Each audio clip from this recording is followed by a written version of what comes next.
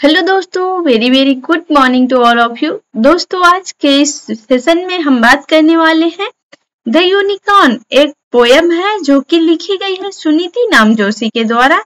तो हम इस पोयम को डिस्कस करेंगे और इनके बारे में अच्छे से लर्न करने की कोशिश करेंगे। तो चलिए शुरू करते हैं आज का अपना ये प्यारा सा सेशन। आई होप कि आप सभी को अच्छे से समझ में आ जाएगा। तो यहाँ पर पहले बात करते हैं कि जो ये यूनिकॉर्न है इसका क्या मतलब है और फिर आगे हम डिस्कस करते चलेंगे।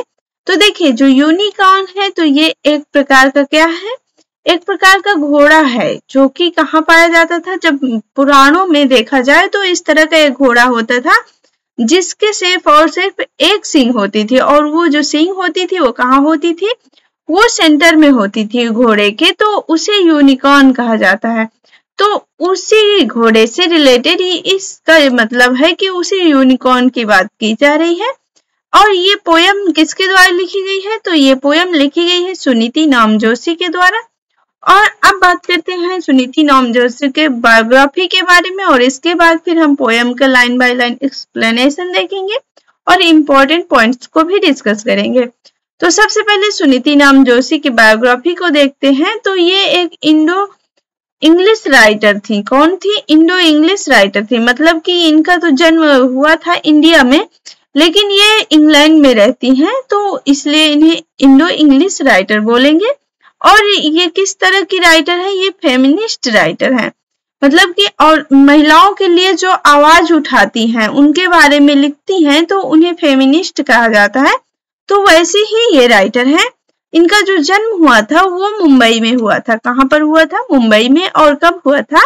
तो 1941 को इनका जन्म हुआ था। और आगे बात करूं जो इनके इम्पोर्टेंट की फैक्ट्स हैं रिलेटेड टू बायोग्राफी, तो सी इज पोएट एंड फैबुलिस्ट। तो ये एक पोएटेस है और ये फैबुलिस्ट भी हैं। सी ग्रीव अप इन इंडिया। इनका जो मतलब बचपन बीता है, तो ये जहाँ पली बड़ी है वो कौन सा कंट्री है? तो वो इंडिया है, वो भारत देश में पली बड़ी है। और इन्होंने जो काम किया है तो वो कनाडा में जाकर के इन्होंने काम किया है।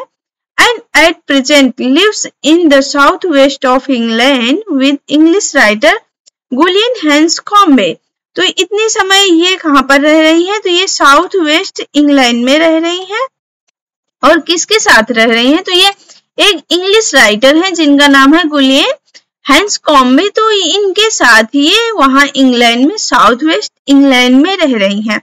अब मैं बात करती हूँ इनके इम्पोर्टेंट वर्क्स के बारे में। तो जैसे जो साइकोरेक्स है, ये बहुत ही फेमस वर्क है जो कि सुनीति नामजोशी के द्वारा लिखा गया है। और जैसे कि बात करें द यूनिकॉर्न, जिसको हम आज पढ़ने वाले हैं, तो ये इनके इम्पोर्टेंट वर्क्स आ जाते हैं। अब बात करती हूँ द यूनिकॉर्न, जो कि एक पोयम है और ये लिखी गई है सुनीति नामजोशी के द्वारा। इसका लाइन बाय लाइन एक्सप्लेनेशन देखते हैं। I rode the wild unicorn in the green light of trees in the dark light of night. तो यहाँ पर जो पोएटेस हैं सुनीति नामजोशी, वो बोल रही हैं कि मैं क्या कर रही हूँ, राइड कर रही थी। आई रोड द वाइल्ड यूनिकॉर्न, जो जंगली यूनिकॉर्न था, मतलब जंगली जो घोड़े की तरह दिखने वाला वो घोड़ा है। मतलब कहने का तात्पर्य है कि यूनिकॉर्न यहाँ पर रियल लाइफ और अनरियल लाइफ के बारे में बताया गया है। तो रियल लाइफ का जो जीवन हम जी रहे हैं उसके बारे में बताया गया है, और दूसरी तरफ मेथोलॉजिकल लाइफ है जो कि किससे रिलेटेड है? पुराणों से रिलेटेड है। तो यहाँ पर रियल लाइफ में आप ये समझ लीजिए कि ये यूनिकॉर्न का मतलब यहाँ पर घोड़ा है। और यदि हम वहीं पर मेथोलॉजिकल के बारे में बात करें, जो पौराणिक है उसके बारे में बात करें, तो उसे वहां पर यूनिकॉर्न बोलते हैं। तो जैसे कि मैंने अभी आपको बताया है कि जो यूनिकॉर्न है वो घोड़े की तरह दिखता है, और उसमें जो सींग होती है वो सिर्फ और सिर्फ एक सींग पाई जाती है जो कि उसके सिर के सेंटर में होती है। तो उसे ही यूनिकॉर्न बोलेंगे। और वो किस तरह का है? वाइल्ड है, मतलब कि जंगली यूनिकॉर्न है, जिसमें कि जो राइटर है, पोएटेस है, वो राइड कर रही थी इन the green light of trees. जो हरे हरे मतलब ग्रीन लाइट थी, किसके? ट्रीज के, पौधों की लाइट थी, उनके बीच में वो गुजर रही थी, मतलब राइड कर रही थी इन द डार्क, और वहां पर अंधेरा भी था, वो अंधकार में राइड कर रही थी। लाइट ऑफ नाइट, जो कि रात की जैसे जो लाइट होती है उसे बोलते हैं कि अंधकार, मतलब जो रात की लाइट होती है वहां पर अंधेरा होता है। तो ये किस तरह से वहां सब जगह ये पूरे यूनिवर्स में घूमना चाहती थी, किसके साथ? वाइल्ड यूनिकॉर्न के साथ, और वो घूम भी रही थी।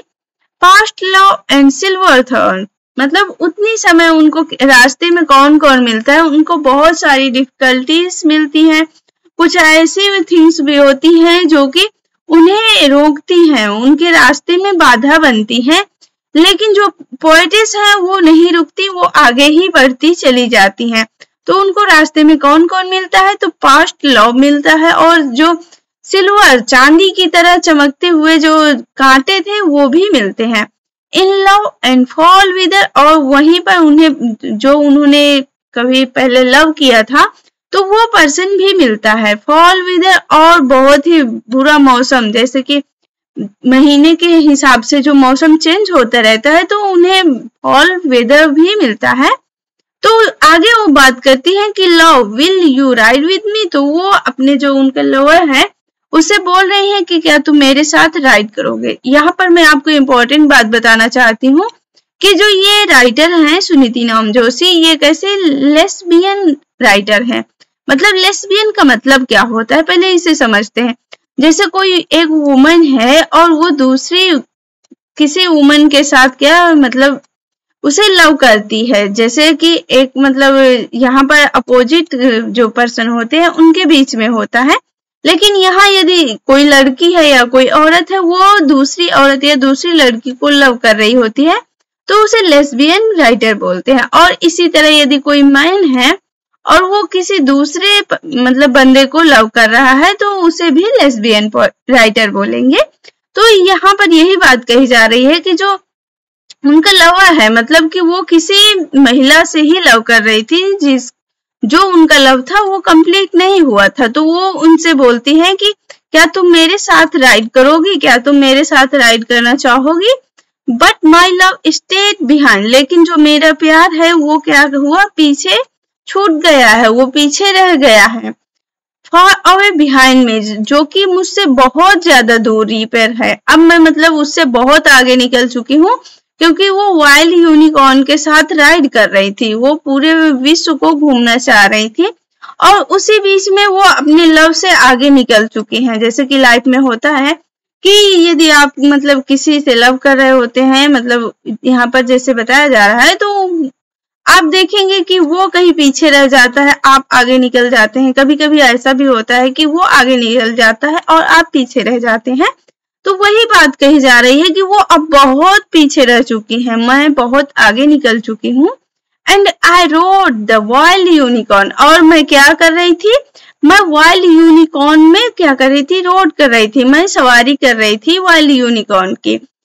पास्ट लव एंड फॉल विदर, और उतने ही समय जो कि मुझे जैसे कि जो मेरा पास्ट लव है वो अपनी तरफ अट्रैक्ट कर रहा था, लेकिन मेरा जो मेन मकसद था वो पूरे यूनिवर्स में भ्रमण करना था। और ये जो बेकार मौसम है ये भी मुझे कहीं ना कहीं रोक रहा था। तो इन सब से आगे निकलकर मुझे पूरे यूनिवर्स का भ्रमण करना था। तो वो कह रहे हैं कि मैं इन सब चीजों को छोड़ते हुए मैं आगे निकल चुके हूँ। तो ये रहा इस पोयम का द यूनिकॉर्न का एक्सप्लेनेशन। आई होप कि आपको समझ में आ गया होगा। अब बात करते हैं इसके जो इम्पोर्टेंट पॉइंट्स हैं, जैसे कि क्रिटिकल पॉइंट्स हैं, तो उनके बारे में बात करती हूँ। तो यहाँ पर जो राइटर हैं जैसे कि जो सुनीति नाम जोशी है, उन्होंने इस पोयम को कई सारे स्पीकर के माध्यम से रिप्रेजेंट किया है। तो यहाँ पर हम उसी को देखने वाले हैं। तो यहाँ पर modern speaker, the taming speaker, the existentialist speaker, female speaker, lesbian speaker. तो मैंने आपको जैसे बताया लेस्बियन स्पीकर के बारे में, तो जैसे कोई मेल है वो मेल से ही लव करता है तो वहां पर लेस्बियन बोलेंगे। और जैसे ऐसे वुमेन है, यहाँ पर मैन हो गया, मैन से मैन कर रहा है तो भी उसे लेस्बियन जो मतलब राइटर है उसे बोलेंगे कि वो लेस्बियन है। और यदि वो वुमेन से वुमेन कर रही है तो वो भी लेस्बियन के अंतर्गत आएगा। और मॉडर्न स्पीकर मतलब इतनी समय जैसे मॉडर्न में जो प्रचलन रहता है उसके बारे में उसको मानने वाले जो होते हैं उसे मॉडर्न स्पीकर बोलेंगे। टेमिंग का मतलब होता है किसी को चेस करना, तो इस तरह के स्पीकर को टेमिंग स्पीकर बोलेंगे। और एन एग्जिस्टेंशलिस्ट स्पीकर जो मतलब अपनी महत्वता को बरकरार रखता है, तो उसके बारे में बताएं तो वो एग्जिस्टेंशलिस्ट स्पीकर होगा। ओके, अब देखते हैं फीमेल स्पीकर, जो मतलब औरतें होती हैं, जो वुमेन होती हैं, वो यदि किसी बात को रिप्रेजेंट कर रहे होते हैं तो उसे बोलेंगे फीमेल स्पीकर। अब कंक्लूजन की बात करूं तो this poem is about seeking and following life in one's own self reliance made as Ralph Waldo Emerson point out his essay self reliance. तो यहाँ पर जो मतलब ये पोएम है वो किस पर बेस्ड है, तो जो राल्फ वॉल्डो इमर्सन का एक एसे है जिसका नाम है सेल्फ रिलायंस, तो उसी पर ये बेस है जिसमें वो बता रहे हैं कि वो अपने जो जीवन में उनका जो सेल्फ रिलायंस है वो उसे ढूंढ रहे हैं, उसे सीख कर रही हैं। तो जैसे मैंने आपको बताया था कि यहाँ पर रियल और अनरियल दो टाइप से मतलब यहाँ पर इसे कनेक्ट करने की कोशिश की गई है। और यहाँ पर ये भी बताया गया है कि जो लव है वो और जो लव के आइडियाज है उनको किस तरह से कंट्रास्ट किया गया है, तो उसके बारे में भी बताया गया है। अब नेक्स्ट बात की बात करूं तो यहाँ पर हम थीम के बारे में थोड़ा सा चर्चा कर लेते हैं कि जो इसकी थीम है वो किस तरह की है। तो सबसे पहले तो ये एक सिंबॉलिकल पोएम है, आप इसको ये भी याद रखिएगा, जैसे मैंने बताया कि ये मिथिकल पोएम से भी रिलेटेड है और यहाँ पर ये सिंबॉलिकल पोएम है क्योंकि ये यहाँ पर रिप्रेजेंट कर रही है।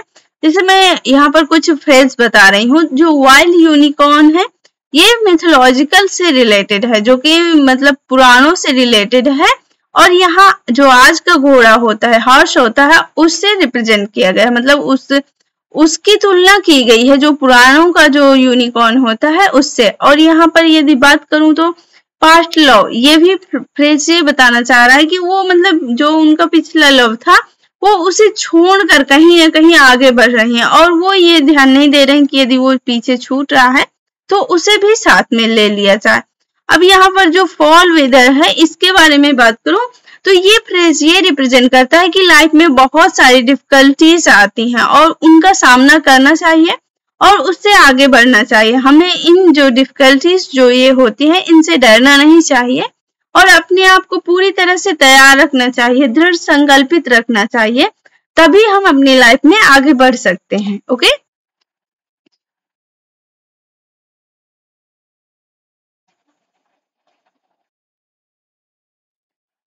आई होप कि आप सभी को वीडियो पसंद आई होगी और अच्छे से समझ में आई होगी। तो आज के लिए बस इतना ही। Thanks for watching, have a great time, thank you.